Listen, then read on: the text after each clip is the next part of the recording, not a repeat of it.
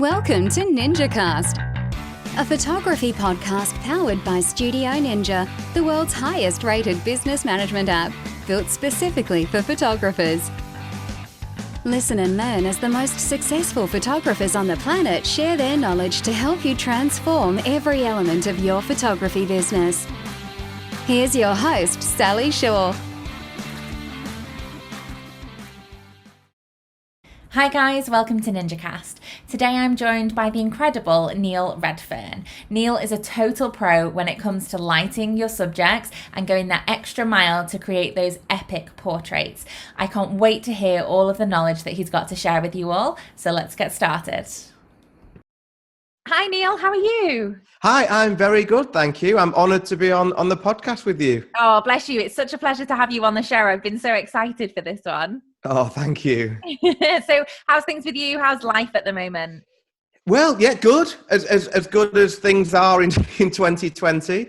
Sure. But no, it's I hate the phrase new normal, but I've sort of got into a bit of a routine now, which is very different to what it would have been in past years. But yeah, overall, yeah, pretty good at the moment. I always keep on thinking to say 2020, relatively speaking, but yeah, good. Can't complain. I know. It's been one of those years, especially for our industry, hasn't it? I don't think you could ever wish for something like this to ever happen in your lifetime again. Exactly. You would never have thought 12 months ago, if we were talking 12 months ago, if someone would have said, oh, by the way, this time next year, you'll have shot 10%, if that, of the weddings that you would go into, and things like that. You'd be like, what? You would never have imagined it, would you? It's crazy. Absolutely. Everybody panic buying toilet roll and clearing the shelves. I don't know what all that was about. Yeah. So, Neil, for people that don't necessarily know who you are, which I don't think there will be many, can you please tell our listeners a little bit about you, your journey and your career so far? Yeah, so yeah, I'm Neil. I'm a wedding photographer based in Manchester in the UK. I feel very old saying this now. I've been photographing weddings for 15 years. So my first wedding was maybe a bit less, 2006, my first wedding. So yeah, I started off then. I grew my business relatively slowly, just did a handful of weddings. I then went full time in 2010. Loved it, sort of thankfully, not looked back since then. I then started offering workshops because that's like another part of the business which has grown quite significantly in recent years. Started doing workshops about 2012, 2013, and yeah, and now my business is not 50-50, but it's the workshop and education is a big element of what I do. Fantastic. And kind of going back before 2006 then, what did you do? What made you become a wedding photographer? Well, I've always been into photography. I would never have thought it would be my career. So when I studied photography a little bit after so I had a degree I have a degree in advertising, and I've always been fascinated with words and the creative side of that. I wanted to be a copywriter and write ads and things like that, but it never really worked out. So then I got a job within marketing. I've always had this sort of fascination with photography. And before my degree, I did a sort of small qualification in art and design, and that involved photography and darkroom and things like that. But darkroom the film photography and processing film in a darkroom never really grabbed me. It was when I first got my first digital camera, which would have been, about 1996 or 97. And that was a 1 megapixel Kodak camera at the time. It was like, whoa, this is amazing. And I loved the fact you could take a picture and see it straight away. Something really resonated with me about that. And that is what I loved. So film never did it for me, but digital, even from the word go, there was something about it which I loved. But I never thought it would become anything. And then I got a job in marketing and that was the end of that. Really, photography was just a hobby, and it was a girl that I worked with when I had what I call a proper job. that was interested in me photographing her wedding. She knew that I was just into photography, but at that point, all I was doing was photographing landscapes and the cat and basically not people. I would not have a clue what to do if there was a person in front of the camera. So I said, yeah, I'd love to do it, just on the as long as you know that I don't know what I'm doing. You know, I've never done this before. And she was like, yeah, well, if you don't want to do it, we probably won't have a photographer anyway. And again, like, this is like the dark ages when everything was black and white. The world was black and white. It was very different. So back then, 2005, there wasn't this swathe of digital photographers out there. Digital was really in its infancy. I did have at that point a digital SLR, a 6 megapixel Nikon D70. So again, you know, really like an antique these days. But because of that, it did get me into photography. And I say the main thing is that there wasn't the competition. So literally, my friend was either going to have me shoot a wedding on a very because she felt comfortable with me because we were friends, or no one. So couldn't really go wrong. And I did that, and I thought it went okay. I mean, if I look back now, they are cringy pictures, like awful, truly awful. But weirdly, her friend then booked me off the back of those. So again, this is what I say to photographers that I speak to these days. It's harder these days because I feel as though there's so many good photographers out there. So much education is available as well that you almost like need to hit the ground running. Whereas I could afford to be rubbish, and I mean this, like rubbish, for quite a few years. It wasn't probably till maybe I went full time, which was 4 years later, that I felt I was starting to slowly improve, and I could afford that to be that bad because of the lack of competition. So yeah, that's so my background really was in advertising and marketing, and I just sort of fell into photography by being asked by a friend. So I'm really grateful that she did, because I would never have searched for it as a career. It had to come to me, because it would not even have been on my thinking that would be something that I'd end up doing. Yeah, definitely. I guess your previous career will really kind of serve you quite well in what you do now, you know, marketing, advertising. We have to be all of these things and more as photographers, don't we? We're not just a photographer. So, I mean, we'll touch on that as well in a little while about, you know, some marketing techniques, which I'm sure you will be full of if that's your background. That's amazing. Yeah, I think I'm fairly fortunate in that I do sort of have a bit of an understanding of that side, which is, I always think, quite sad in a way that is potentially more important than actually being a good photographer. You know, there's that thing, you know, if you're a good businessman, then you can sell your photographs. If you're an excellent photographer, but you don't know what you're doing with your business, no one will ever see your work. And so, yeah, you can't really underestimate. And it is a shame, because you would like, you know, what seems to feel nice is that, you know, by putting in loads of effort, you're becoming the best photographer you can be. You're going to rise to the top. But sadly, that isn't always the case. Business is a huge sort of important part of the overall mix. Absolutely, definitely. So obviously, I mean, you've mentioned there that your work has transformed really over the years, and you look back on that first wedding. I think every photographer has that. I know I do. That you look at your first wedding and you think, oh my God, like, yeah. And we should feel that, because if like you and I were looking back on our first weddings and thinking they were pretty decent from years ago, then we've not progressed at all, have we? Absolutely, yeah. Progressing's always moving forward and improving, isn't it? So it's totally. Definitely. I think it's nice though. I think I can look back at weddings a year, 2, 3 years ago and think, oh my God, like, I can't believe that's my work, and then this is my work now. It's progressed so much. So it is crazy. I agree that, you know, you can look back at your own work and you can see your own progress without having to, you know, ask for other people's approval, kind of thing. Yes, yeah, and that comes with experience, I think, that because that's that self-confidence coming through, that you can sort of critique yourself. Yeah, it's not always easy to do that, but yeah, it's a good sign. Definitely. So obviously you have phenomenal work now. It is absolutely insane. I know I myself have been on one of your workshops, and it taught me so much in my you're very kind, thank you. So in terms of where that came from, where does the inspiration come for you? Where does you know, you do things very differently than I would have ever have thought to as a photographer. So what techniques do you find that you use to elevate your work? Yeah, it's a good question. But just before I actually sort of answer that, it almost goes down to what we were saying about the business and marketing, because if anybody looks at my work, if you like someone to look at my Instagram, I think you probably think that I spend like 3-4 hours with a couple taking portraits on a wedding day, doing all these crazy things, where I don't at all. So I would say that 90%, if not more, of a wedding day I shoot in a completely documentary way. Mm-hmm. I don't involve myself with the couple. I don't interact with them.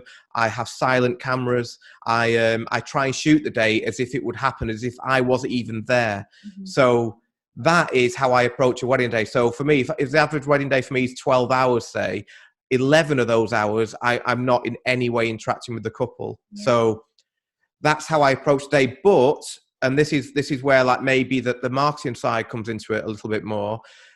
It's the portraits of the couple that I take that I show. So I think that couples often book me because they've seen creative portraits on my Instagram or website. And then it's my job, I feel, to educate them a little bit in the inquiry meeting before the wedding as to why I personally feel that documentary photographs have much more of a timeless quality to them, and they're going to increase in value over the years, whereas the portraits will probably decrease really in terms of their importance. I don't ever picture like, I always like to think of my couples, hopefully like in 30, 40 years, looking back on their wedding pictures, and it won't be the epic off-camera flash photograph that they're going to say, oh, remember that? It won't happen. But whereas the hug, the looks, that little fleeting moment will be hopefully what stands the test of time. But I feel like you can't really build a business very easily on documentary, because if you're in documentary these days, so's everybody else. So you're in a pool with hundreds and hundreds of other photographers local to you, where if you're trying to concentrate on really creative, a little bit more different, unique portraits, that puts you in a much smaller pool, and it's easier, I feel, to stand out with that. Mm. So that's the reason that like a lot of people's perception of my work is actually very different to what it is in reality. Mm. But that's by design. That's what I want. That's how I want to set the business up, because those portraits, I feel, get me what is like you call that online attention. Mm. And so it's almost like a hook. And then once people are interested, bride and grooms are interested, that's when I'll show them, the rest of my work, and I'll show them all the documentary stuff. So, yeah, so I always feel as though that's important to say, because people's perception will be very different than the reality. Mm. And that's the reason that I started going down that route of the more creative shots, because I wanted to stand out more. And I do that through a combination of off-camera flash and shooting through various things, be it crystals, fairy lights, prisms, different glass filters, basically anything that I can get my hands on. And I'm always obsessed. It's like a real interest of mine to try out new things. Not really often on a wedding day, but I do a lot of shoots for me, which I'll obviously often film the behind the scenes of, and I use them for YouTube. Mm-hmm. But I love experimenting, and I think it's good to always be inquisitive and think, what happens if I shoot through tinfoil? What happens if I shoot through this pint glass? What, all these things, what will happen if I put this in front of the lens? And then that sort of feeds my curiosity, and when things then sometimes hopefully work, that's when I'll take it into my wedding work. Mm-hmm. So it's just kind of trying those things out in the comfort of your own time. Yeah, and I think that's, in general, I think that's one of the best piece of advice I can give to any photographer, which is shoot for yourself, whether it is creative portraits or whatever. Just shoot more, because you can't help but improve the more time you have the camera in your hands. Yeah, absolutely. Can we touch a little bit on the off-camera flash side of things? Because I think definitely for photographers out there, whether they've been in the industry 5 years, 10 years, or they've just started out, I think sometimes if you've not automatically gone into that with the intent of doing off-camera flash, it can be quite a scary element of photography, can't it? I know so many photographers that say, oh God, off-camera flash, no, I couldn't, I don't know how. So what are your tips? You're a bit of a guru when it comes to this. So I'm really not. I'm probably going to banish now your perception of me of knowing what I'm doing with off-camera flash. So basically my biggest tip for anyone, and on my workshops, this is what I do. I try and, because I agree with you, it is a scary thing, because people feel as though they're trying to learn a completely different element of photography, but it's really not, because it's just light. So basically what I always say to people is, as a kickoff, and I think this is probably the biggest thing that I can say to strip back any fear of off-camera flash, which, like you say, definitely does exist. Is, well, I did a live stream last night. I've got so I've got a speed light here, if everyone's watching it on the video, with there's lots of buttons on the back of this speed light. I don't know what any of them do. Literally, I don't know what they do. All I do is see a speed light as being a box that has an on-off switch on it, and all that happens is light comes out of that speed light. That's it. Like I say, all those options and the menus, I'm sure it does loads of cool things. I just don't have a clue what they are. But I just see it as being a box, light comes out of it. And the only thing that I change is the power of that light. I either make it go stronger or I make it go weaker. That's the only thing that I ever change with my speed lights. And when you see it like that, everything becomes so much easier mentally. I think it feels as though like that starts to become something that you don't have to be scared of. You think, oh, it's just a box, just like a big torch. We don't see the light; it just comes out in a split second. And that's the one of the things that I say I start the workshops off with, because I think that just takes away the scary aspect of it. Like, I don't know what the buttons do, as I say. And when you start to see it as being a very simple thing like that, I feel as though that does help things become much easier. Definitely. So, let's say you're in a workshop, you have a room full of photographers, obviously socially distanced right now. Of course. And, they're all looking at you blank. They say, well, Neil, that's all well and good that, you can turn it up and you can turn it down. But how do you know, without physically taking a picture and having to go through that trial and error step by step of, okay, it's too bright, turn it down. Okay, it's too dark, turn it up. How do you look at a scenario in a wedding when the couple are about to, do their first dance and go, okay, I know exactly what to do. I know exactly where it needs to be on the flash. I know what number I need to be at, and you nail it every time? Yeah, so that's a good question, and the answer to that really is to have almost like a set of go-to settings that you would use indoors. So, for example, I always shoot my speed lights in manual. Everything that I shoot is in manual. Not that there's no right or wrong, however you choose to do it, but I choose to shoot in manual, and my speed lights are always in manual. So I never use TTL, and I find that's actually easier, even though that seems on the face of it to be a bit more daunting. It's easier because we're in complete control. And if something doesn't look like we're wanting it to look like, then we can change our settings. I think if things are in TTL, it's almost like we're handing over the burden of responsibility to the camera. And if it doesn't look right, we don't know how to change it because we've not made that decision. So that's the first thing. I shoot everything manual. And having go-to settings is really useful. So, for example, indoors, if we're talking about a first dance setting, which usually there would be in a dark room. So that means that we can almost, without even seeing this sort of hypothetical scenario, you can almost picture it in your mind. So I would think, right, I'm going to have, say, it depends on how many speed lights you have, but as a quick go-to, could have 2 speed lights behind the couple, like shooting into them. They would be probably on something like a 16th power. So my go-to flash power for indoors would virtually always, in any scenario, be an 8th, a 16th, or a 32. Now that, again, even that can seem daunting if you've never used an off-camera flash before, but all those numbers are referring to is like a power setting. So again, like, when we're talking about speed lights and the power, it's often 1/1, which is full power, 1/2 half power. But it's almost, I just wish that camera manufacturers and ProPhoto just literally had 0 to 10, because again, that will be another little hurdle to overcome. So although people say, oh, I'm sure shoot at 16th, it seems, I don't know what that even means. It's literally just a setting of 0 to 10 on a flash power. I remember starting weddings and thinking, well, I was always pants at fractions and maths at school, so how am I going to I know why they do it, but it really is off-putting. And it's only through doing the workshops that I know how because you can forget, it's like with anything, and you'll be the same. Like, you'll know things through your own wedding photography that you don't even realize that you know. And then if somebody completely fresh comes to you and asks you a question about, oh yeah, it doesn't make sense. That aperture's another one. People say, do I put my aperture up or down?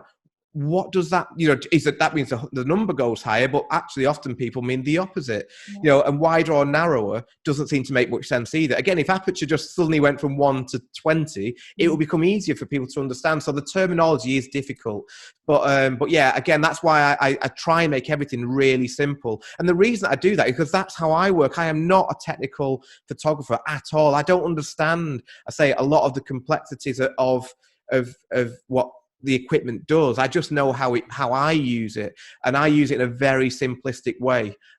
So that's why I feel as though it's easier to pass on what I know, because I can't teach the difficult stuff. I don't really know what the difficult stuff even is. So yeah, I'd have these 2 speeds, let's say on the 16th power, and maybe the front light, probably on the 16th as well, maybe an 8th power light in the couple, and that will be a quick go-to. It's like with the speeches. I always like speeches come regardless of the venue, but I always have a go-to setting. So I tend to use 3 speed lights facing the top table. Each of those speed lights will be either, if I'm bouncing on the ceiling is low and white, it'll be on an 8th power.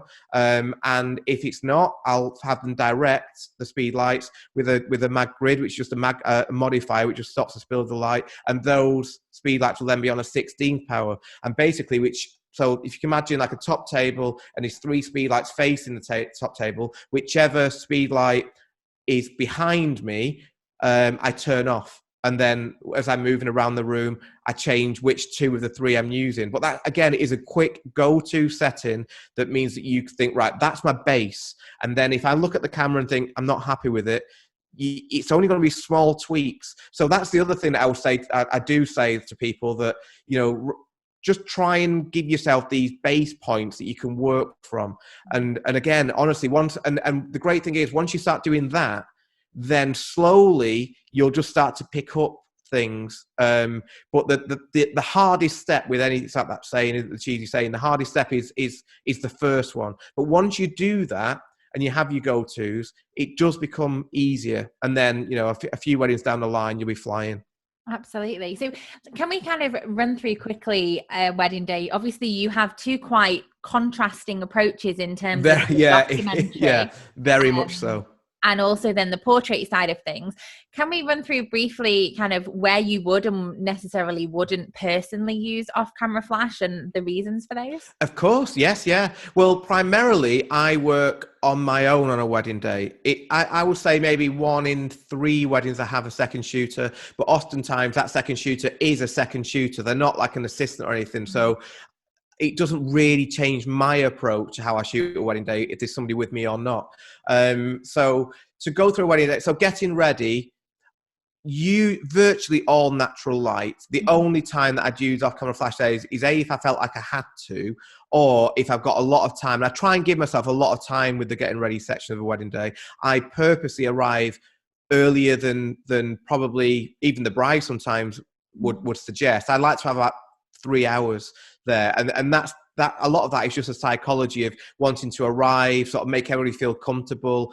And I feel as though the first half hour of a wedding day almost isn't about the pictures. It's just about me being there in that environment, and then people warming to having a photographer there, and that's when I'll start getting my better stuff. So that I'm always right there a bit earlier. Now, sometimes that means that I think, right, I've actually shot everything here, I can get a bit more experimental, and that's when I'll use maybe an off-camera flash, but it is very, very rare. So really, I don't use any speed lights at all in the getting ready part of the day. Ceremony, never. I would never, ever use an off-camera flash during a ceremony, just out of almost principle that, a wedding day isn't a photo shoot, and the most important part of a wedding day is the ceremony, and I feel as though a speed light could impact on that. So I have no issue whatsoever with cranking up my ISO as high as it needs to be in order to get the exposure correct, as opposed to using an off-camera flash. And again, that's something else. I don't worry about ISOs either. In fact, I made a video about this yesterday. I think people often say, oh, what's the highest ISO you'll shoot at? And you think, well, it just, whatever it needs to be at.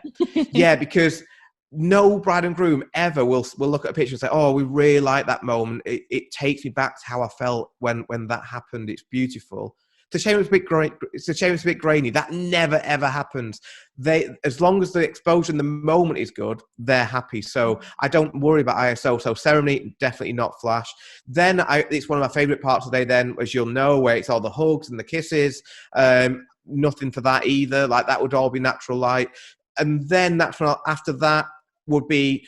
I like to pinch my couples to say 2 15-minute little portrait sessions on a wedding day. Very rarely will I ever have a couple in front of my camera posing or taking portraits rather, for more than half an hour throughout the whole day. So I like to pinch them for 2 10 15-minute little sessions, if you like. And the first one, almost always, would be natural light. So again, I've still not used my speed lights yet.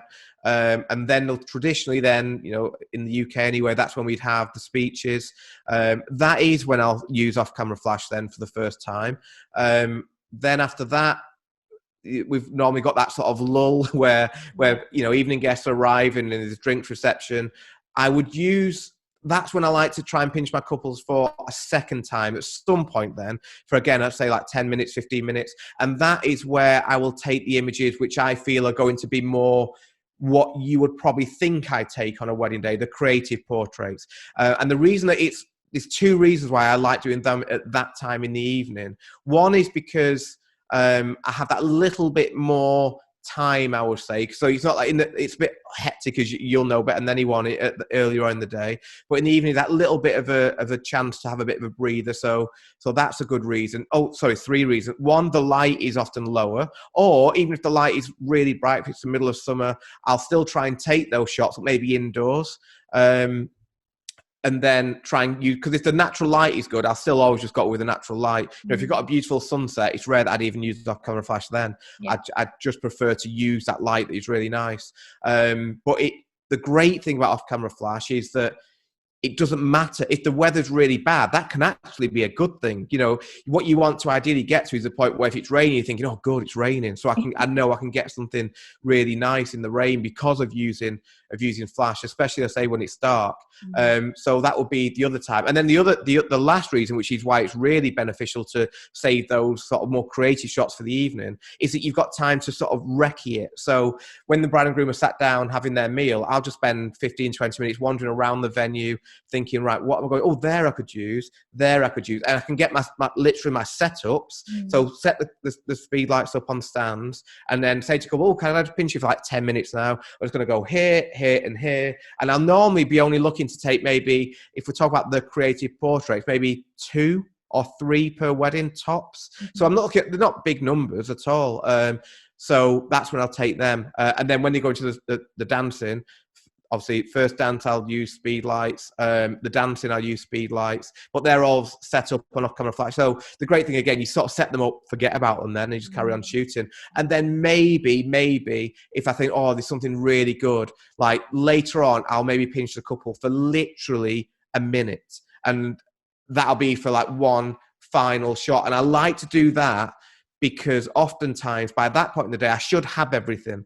And I will only ever leave a wedding through, right, I'm really pleased with everything that I've got. And hopefully I think I've got everything. So I always feel like I'm allowed one wild card where I think, right, this might work. I'll say this to my couples, say it before the day and on the day. It might work, it might not, because I'm going to try something completely different. And oftentimes I'll try something I've never tried it before. But at that point, it doesn't matter if it doesn't work. I've already got everything anyway, so I might as well have a go. But I say it's important to me that I'm only pinching a couple for literally a minute. And any setups I need to do, I'll just pinch a guest. Oh, do you mind just standing there for me? And then that's it. Because oftentimes by that point, they've been dancing, they look a bit more disheveled, they've had a few drinks. So yeah, it'll be like bang, bang, and then I'll say my goodbyes and I'm done. Mm-hmm. So yeah, you can probably see there, like, it's a small part. So the actual bride and groom in front of my camera, with it being creative portraits with speed lights, is probably like 10, 15 minutes on a wedding day. Mm-hmm. Amazing. Fantastic. So if we can cover a little bit on the contrast there again. So going from being quite documentary all day, not really interacting a great deal with the couple just so that they can be in their moment, to then going in and giving a bit of direction and being quite specific about where you want them to stand or how you want them to be during those creative portraits. How does that work for you? What do you do there? Yeah, it's a very good question. And posing is the thing that I think most, as we as a collective of photographers probably struggle with sometimes, especially if you've got a couple who feel a little bit awkward. So the whole way, it almost starts at the first inquiry that you get. And what I mean by that is that's the time that I try and project hopefully I'd like to think, I'm quite an easygoing, relaxed person, and people can hopefully feel that from when we first start talking. And that's important because it's imperative, it's absolutely vital that your bride and groom feel really comfortable in front of your lens. Otherwise, it's almost going to be impossible to pose them. So it starts off from the first inquiry where I'll be at, even my reply emails, smileys, exclamation marks, being really friendly. When we speak on the well, now I'm going to say we're speaking in person. Now, if we speak on Zoom or on Skype or whatever, I always want to. The aim of those meetings for me is not to sell what I do; it's to build a connection with them. Again, so that they feel like at ease in my company. And then on the wedding day, that hopefully, again, due to the whole way that I'm working, I'm in the background, ignore me. All I ask of, what I say to a couple is like, all I ask of you two is you have the best day ever. Like, forget about me. I'll do my job. Your job is just to enjoy yourselves and just have that best day. And then again, be projecting that all the time, be really easygoing, be really just make them feel at ease. So then when they are in front of your camera, then hopefully you're not going to be obviously best friends, but they feel like, oh, this is something that we feel really comfortable in front of. And then it's like an interesting thing here because I say to my couples that I don't pose them, but in reality I do. But I feel as though if I was to say to a couple on an inquiry meeting, yeah, I do pose you, they'll be like, oh, because nobody who books me wants that, weird as it sounds, like wants to be posed. I don't think many couples do at all in general. So what I'll do is pose them in a way that doesn't feel like they're being posed. So, for example, if we've got like nice light coming from, say, the right-hand side, I'll know, right, oftentimes if it is, I always find it difficult if it's like bride and bride or groom and groom, because it's like, who do I put in the best light? So if it was, say, a bride and groom, I tend to put the bride in the best light.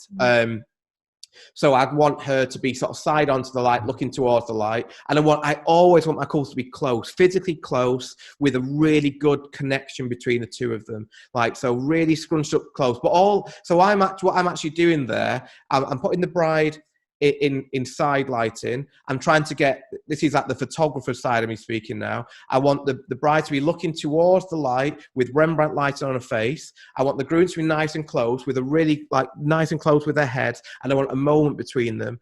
He's not going to be in the best light, but it's all about the bride being in the best light. I might even want the groom's arm over. Now, all this is going on. But all I'm saying to the couples is, okay, let's call Sally and Neil. Sally, can you just stand there? Neil, I want you to just stand in front. And then that's it. And then it's a bit weird if I use those. I'm going to say, let's say John and Sarah. So Sarah's going to be, so if you can just back into John. John's going to wrap his arms around you like that. Forget me now. Now I know because of the way that I've asked them to do that, and the most I'll ever do is just move them around, and I just say that, just pretend that we're on a record player. Just going to move you there and right there, and then that's it then. So all I've asked them to do is stand basically, say in that example, in front of each other. That's it.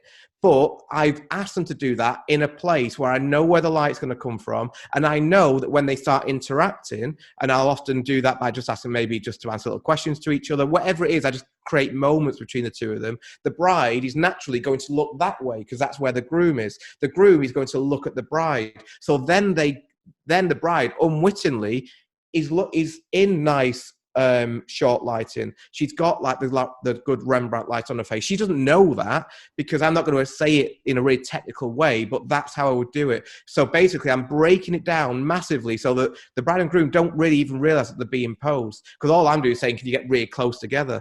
Likewise, if they're walking as well, I just want you just walk that way, just holding hands and just looking back at each other. That's as much as I would say. And then it's about the moment. And it's injecting the moments as well that make things feel more natural. So I say like, maybe asking them to play little word association games, asking them to answer questions to each other, which sound very cheesy, but I'm not even within earshot and I'm not really even bothered what they say, but that creates the moments. I think oftentimes as well, that's where we can forget to take the portrait to the next level. You get all your composition right, you get your lighting right, and you think, oh, it looks good, and then you move on, but you need that spark just to elevate the photograph and put life into it. So the answer is basically be mega relaxed with your couple, get them really comfortable, and pose them in a way that they don't even realize they're being posed. It's very under the radar posing. Absolutely. I love all those tips. I think it's a difficult skill to master. I think it comes with practice, doesn't it? It's that being open and approachable and honest, and that in turn makes your couples feel quite relaxed. So moving on to after the wedding day itself then, I know that you do some incredible work when it comes to your post-processing on transforming your image as it looks in the back of the camera into how you would actually deliver the image to your couple. Can you run us through that a little bit? Yeah, of course. So yeah, editing is a big part of the process for me. But obviously, when you're editing, it's we're trying to do is get it as good in camera as we can, or give us a head start in camera, and then take it all the way home in editing. So I first of all come back from a wedding, cull the images. I use Photo Mechanic for that, and then I do most of my editing in Lightroom. 90% of the editing I do will be in Lightroom. Have like my own base preset, which I say it's my preset.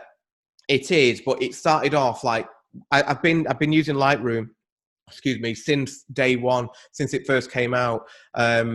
And that was years ago. And then I don't think it was presets in the first Lightroom, but whenever presets started, I bought a preset pack. And then I've just changed it. And it's on something like Incarnation 20 now or something like that. So I don't know where it even started. But the preset that I have, I'll apply that on import. And then really the biggest, there's two things that I suppose I'm trying to do. I like my images to be punchy, like saturated. I like to have vibrancy. So I will do that. One of the biggest tips I can give to people, if you like that sort of image, obviously, this is the other thing, that everyone has a preference as to what they want their images to look like, and there is no right or wrong. You know, I always want to stress that as well. Like, if I choose to do something this way, that doesn't mean it's the right way. It just means that's the way that I personally prefer. But if somebody else prefers it another way, go with that. Like, don't change what you believe in inside is the right thing for you. So I like my images to be that way. And one of the best tips I can give to achieve that sort of punchy, contrasty look is to make sure that when you're finishing or when you're editing, that the information in the histogram goes from the left-hand side, the shadows, to the right. And oftentimes, if there's a gap on the right-hand side of the histogram, it's very sort of like niche tip this, but it does make a big difference. If you push up your white slider, that will then just give that image contrast and punch. So basically, the one of the things that I'm always trying to do is to make sure that the histogram is going the full way across. Because if you were to clip the blacks or clip the whites, that's that sort of more film look, which I say some people love. I personally want the whole way across, but that's one tip I would give. And the other one, for me anyway, which gives images like can really transform an image, is to try and make sure that the brightest point of the photograph is where you want the eye to look. So oftentimes what I'm doing in editing is doing that. It's readjusting where the brightest part of a photograph is. And it's only when you see before and afters that you realize just what a striking difference that can make. And I do that by using radial filters and brushes. Now you try, and again, that you can't do that if it's completely not like that out of camera, but oftentimes I'm shooting knowing that that's what I'm going to do in post. Often, like a very quick example would be if you have maybe a portrait of a couple by a window, and we've got window light coming in. If there's a bride in that photo, usually her dress will be the brightest part of the photograph because her dress is brighter, and dress material is more reflective than skin. So that just means that the dress is brighter. But the human eye just goes straight like an arrow to the brightest part of a photograph. We all do that instinctively. Like if you look at a photograph, you're just going to, you just will look at the brightest part first. So I try and sort of use that knowledge that that's what we do as people to cheat the system. So I'll then bring the highlights and the exposure down on the dress, bring it up slightly on the faces. So that means that we're then looking straight at the faces on the photograph. Now, so you can only do that in a way that looks natural. But when you do that, it can really transform a photograph. So they'd be the two things that I think are good little takeaways, is to make sure that the histogram goes the whole way across if you want punchy, vibrant images, and then to try and readjust that brightest point if you can do it in a natural way. Definitely. I think I remember actually vividly walking away from one of your workshops and implementing that one technique of having a brighter part. Oh, excellent. And I remember that year thinking, I've got some real standout images from these weddings. And that's really nice. Alone. So for anybody listening, that's it's an easy one to implement straight away. Yeah, it really transform it. Yeah, and I really appreciate that. It's a good way of proving that point, and I've done this in the video, is if you look at a photograph upside down, which obviously messes with our perception of what that photograph is, that's when you'll realise just how much you look at the brightest point first. Yeah. So that, I say, it's just like a cheat code to giving an image more impact. Definitely. Now, I'm really intrigued as to where all these techniques and really unique places of shooting came from. Who inspires you? Where does that inspiration come from? Ooh, that's a good question. In terms of I mean, I don't know where all the creative stuff comes from. Often it's just being inquisitive. Mm-hmm. In terms of photography, like my as I always say to people, my idols are two, man, Lanny and Erica, who I think you've interviewed on this podcast before. Like, I've been on their workshop. Yeah, they're just incredible. Their work is to me is at the pinnacle of what I think you can almost achieve with wedding photography. I absolutely love it. But they obviously, their work is very wow and epic, but it's also very documentary as well, which is what I think a lot of people don't really understand about their work, that it's a lot of it is completely natural, which is just insane. And I also, so that's like the one side of my thoughts, if you like. And then the documentary side comes from Tyler Working as well, who again, I just think is an incredible, not only an incredible photographer, but he's an incredible teacher as well, like as an educator. And I love his philosophy on wedding photography, and that is the hypocrisy of my work in a nutshell. Yeah. That I love both of these separate approaches. I'm trying to incorporate both in just different parts of the wedding day. So I'm definitely inspired by those two, and Lanny and Erica and Tyler, and I've been lucky enough to be going on their workshops before, and they've been brilliant. So they're definitely my sort of photography go-tos. But in terms of like all the crazy stuff, there isn't really like anyone in particular. It's just through inquisitiveness and a lot of the reason comes from YouTube, actually. So my most successful videos on YouTube are what I call like how I shot this videos, where I show how I created a particular portrait, and usually those portraits for the videos are on styled shoots. In other words, shoots that I've arranged, because it's just hard, obviously, to do those sort of videos at a real wedding day. And it's the need to try and create a new video. So it's like, well, I've done a video on this, I've done a video on that. And that is almost what pushes me, because if I wasn't doing the videos, I don't know if I'd have this real desire to think, right, I need to create something new. But I'm thinking, I want to do another video. What am I going to do it on? And that's when I just rack my brains and think, I've got to think of something new. And that's when I'll literally look around the house, like what can I find that's new? What's going to inspire me to do that?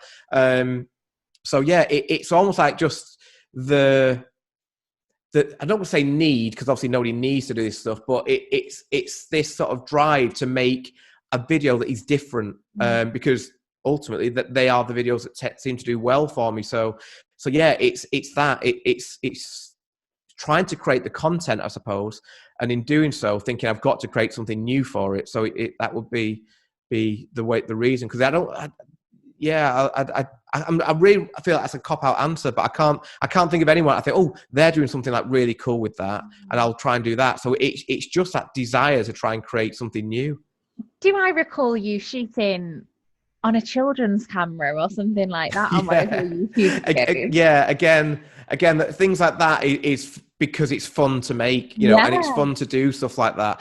But it almost feeds into, as I said before, I think any time that we've got a camera in our hand and we're taking pictures, we're improving. Whether that camera be, a very expensive camera or a toy camera, because what the toy camera makes you think is, right, I can't do anything with it. So then you think, all I've got left is to try and think of a composition. So it does actually make you think. So yeah, I mean, that wasn't me doing that to try and better myself as a photographer. It was just make a fun video. Yeah. But, like that's, again, like, the more that you shoot, the better you'll become.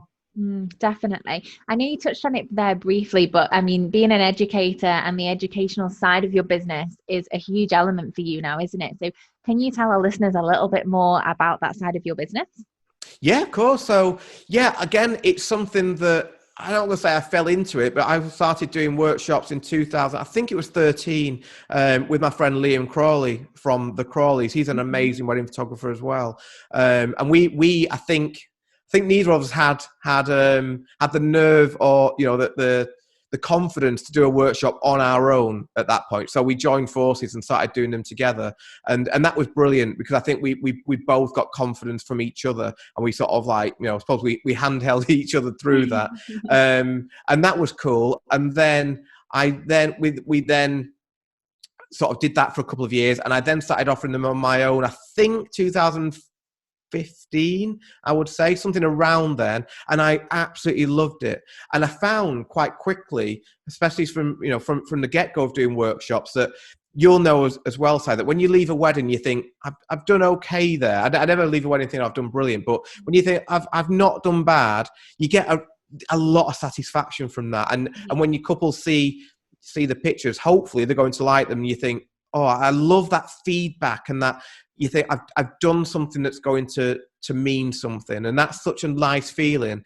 And I found quite early on that I was getting that from the workshops as well. Like people leaving the workshops feeling, well, hopefully again, like you're hoping that they're going to leave like saying like, I really enjoyed that. I feel like I can't wait for my next wedding. I'm going to try this. And that's like a bit of a buzz, same as doing a good job at a wedding. So again, I thought, I really enjoy this.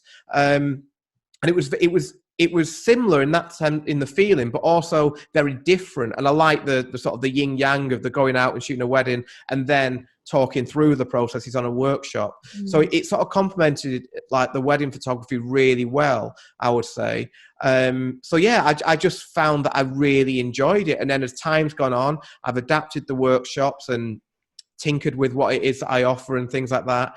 And yeah, and it's just been really nice knowing that hopefully like the feedback I've had, as I say, has been good. And I've really enjoyed it. And I've then moved on from there and thought, right, I don't almost want the workshop to end on the workshop. So I created like Facebook groups for everyone and tried to create a community where everyone's really, helpful and supportive of each other. And yeah, I've just really, really enjoyed that side of it. And I say, I've now feel like I've got quite a good balance between because I never want to stop shooting weddings until like health probably stops me from doing it or get like an old man. But yeah, I always want to be a wedding photographer, but I really enjoyed that side. So it's always then been just trying to get the balance right between, and I'm probably like 70% wedding photographer, 30% sort of whatever you want to, I don't even know what phrase. I hate the word teacher, I hate the word educator, but offering workshops. Yeah. So yeah, but it's really enjoyable basically to help people, because there's no better feeling than thinking that someone has actually taken something away from a workshop and then implemented it. And when I see what they've done then at future weddings, that's really nice. You feel like you've done a decent job then. Yeah, definitely. It's that satisfaction of seeing somebody succeed. Precisely, yeah. Definitely. I love that. So if you could start it all over again, go back to that 2006, as you were just kind of about to shoot your friend's wedding, is there anything that you would do differently across all those years? Yeah, there'll be loads of things. There'll be absolutely loads. I bet as soon as like we finish this, I'm going to think of loads, because I think we all make mistakes all the time. I know I've made so many. I think probably what I didn't learn, and this was a thing that I learned from Tyler, what I didn't learn on my own, I needed somebody to tell me this, was that equipment doesn't make a photograph. And almost what I mean by that is, at the beginning, when I was first starting out, I felt as though I needed the expensive equipment, but more so I needed lots of lenses, and I needed the most expensive lenses. So I needed, like, I had, like, at one point I was taking something crazy like 8 lenses to a wedding day, and like 7200, 1424, 2470, 24mm prime, 50mm prime, 80. It was stupid, because what that was doing was what I felt like I needed to use them all as well. So might be on a wedding day, I thought, I've not used that lens yet, I've got to use it. And then I'd be almost like taking pictures because I felt as though I had to use that lens. And in hindsight, it's a bit of a nonsense, but I was doing that because I felt, this is a horrible word, but I felt more professional if I was using all these different lenses. And I felt if I had a 7200, I look like a photographer now. Like, look how big this lens is. Like, all that is complete nonsense. And it was when I started listening to Tyler, who basically said to me, you need 35 and 85. Forget all the other stuff, because all it's doing is holding you back. And I was like, oh, that seems difficult, because I was addicted to like the 7200. And I started second shooting that year, and that was about 2015. So not even that long ago, really, in the grand scheme of things. This is like 2/3 in. And when I started second shooting, I would, because I didn't dare to leave all that stuff at home if it was my wedding. But when I started second shooting, I then thought, right, I'm just going to use these 2 lenses. And it was a bit scary at first, but within a couple of second shooting weddings, it was like, whoa, this is so much better, because I was reacting to moments better, because I wasn't bogged down with thinking, oh, I've got to change my lens or anything like that. And I was having to think more, because rather than 7200, I think, can make you feel a bit lazy. You can stand in the corner, you can just zoom in, and you don't need to think about your composition as much. You just change your zoom. With a 3585 or 2450 or whatever it would be, you have to think and you have to move on your feet, and it just improves your work. So that would probably be the biggest thing that I would say to myself if I was starting out. I'd be like, forget all that nonsense that you need all that stuff. You really don't. Like, a good photographer can do a good job with very minimal equipment. It seems scary, but that would be probably the thing that I would try and say to myself way earlier than I'd say. I didn't realize it. I needed Tyler to tell me. Yeah, definitely. And if you can add one final piece of advice for our listeners, something that's made a big difference in your business life, what would that be? I'm torn between 2, so I can cheat if I say 2 things very quickly. One is shoot more. Just shoot more. We as photographers don't shoot enough. It's too easy to fall into the habit, especially when you're busy on a busy wedding season, that you're just getting your camera out for weddings. The problem with that is, 1, you don't really get a chance to experiment, but 2, it just becomes too copy and paste, and it's you're not thinking outside. Oh, I don't like that phrase. You're not thinking differently. So shooting more would be one, but the other one I would say, I always think as more of a, almost like a business piece of advice, this one I would say, is to be very selective about what you show. Because again, something that I've learned over the years, and I've been on lots of workshops myself, and it's been a consistent point that's been made to me, that you don't need to show, like on a blog post, for example, you don't need to show 80 images.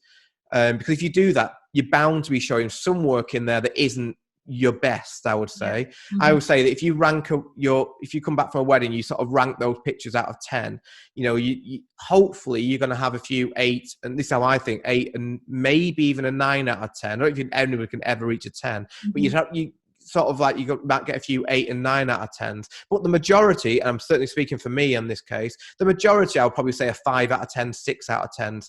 Don't show those 5, 6 out of 10s. Just show the 8s and show the work that you feel you want to be booked for. There's no point in showing, for example, this is one of the things that I do, there's no point in showing detail shots if you don't want to be booked for detail shots, so I don't show them at all. If you don't take hundreds of group shots, don't show group shots, because when a couple looks on your website, they're not going to think, oh, that person doesn't take any group shots at all. They'll just think, well, if you're only showing the stuff that you want to be booked for, they'll think, I really love that stuff, so they're bound to be good at the other stuff. They don't just think, oh, if you don't show any group shots, it's not that he won't shoot any, it'll just be he's no good at them. They won't think like that. They'll fill in the blanks, and the blanks will probably be better than the reality. So yeah, I would say be very selective about your show and really show what you want to be booked for. Don't show stuff that you don't enjoy.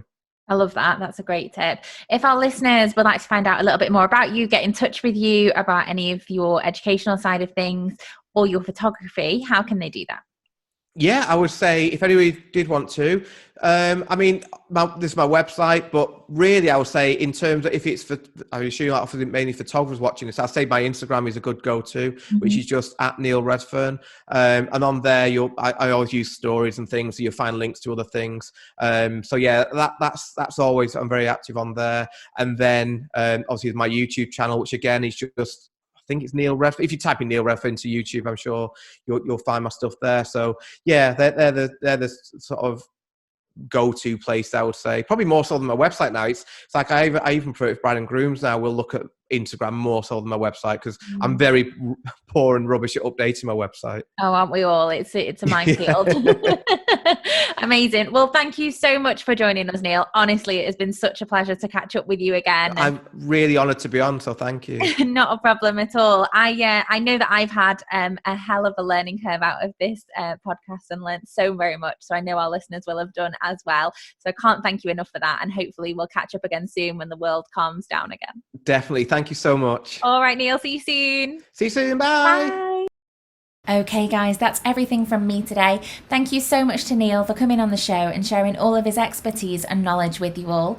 For the show notes, you can head to www.studioninja.co/episode 21. Please don't forget to rate us on the podcast platform that you're listening on. A little bit of love goes a very long way. See you next time. Thanks for listening to this episode of NinjaCast, brought to you by Studio Ninja. Beautifully designed and super easy to use, Studio Ninja will help you manage your leads, clients, shoots, invoices, contracts, workflows, and so much more. To learn more or start your 30-day free trial, go to www.studioninja.co.